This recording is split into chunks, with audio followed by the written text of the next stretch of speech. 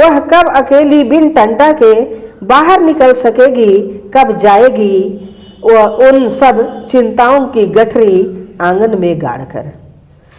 कब जाएगी उन सब चिंताओं की गठरी आंगन में गाड़कर। दूसरी कविता है चुप मत रहना। आज की बेटियों पर जो अत्याचार हो रहा है उसी के लिए इस कविता में मैंने जो लिखा है।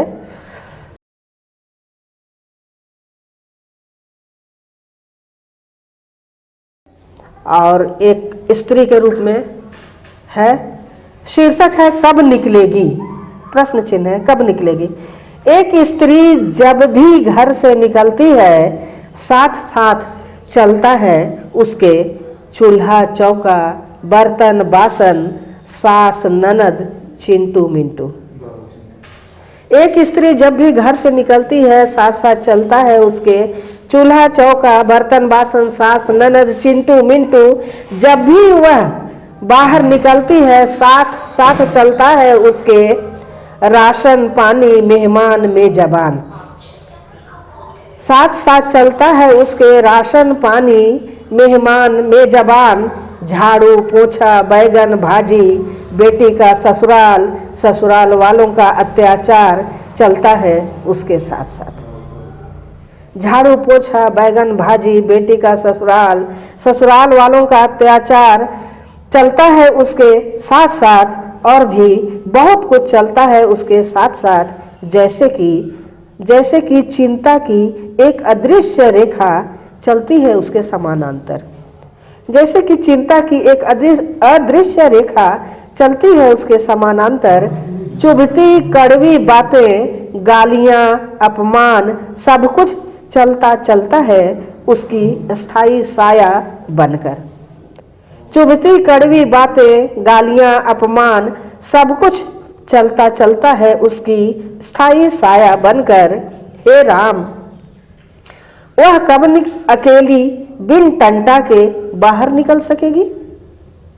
वह कब अकेली बिन टंटा के बाहर निकल सकेगी, कब जाएगी वह उन सब चिंताओं की गठरी आंगन में गाड़कर। कब जाएगी उन सब चिंताओं की गठरी आंगन में गाड़कर। दूसरी कविता है चुप मत रहना। आज की बेटियों पर जो अत्याचार हो रहा है उसी के लिए इस कविता में मैंने जो लिखा है। चुप मत रहना बेटी को संबोधित किया है। हर बात का जवाब है तुम्हारे पास, कोई बात सुनकर कभी चुप नहीं रहना बिटिया। फूट पड़ना पटापट मकई लावे की तरह।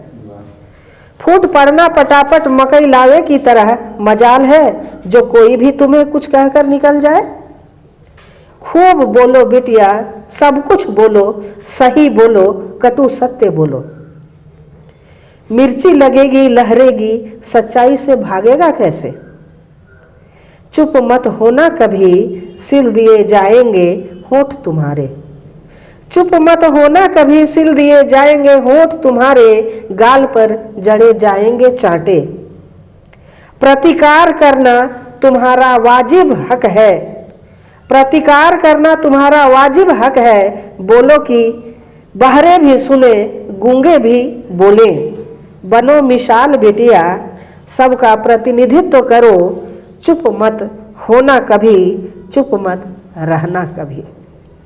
ये सब बेटियों के साथ जब किसी तरह का शोषण होता है या कोई गलत बात होती है तो उसके लिए मैंने इस कविता को लिखा है। आप सबका बहुत बहुत धन्यवाद सुनने के लिए।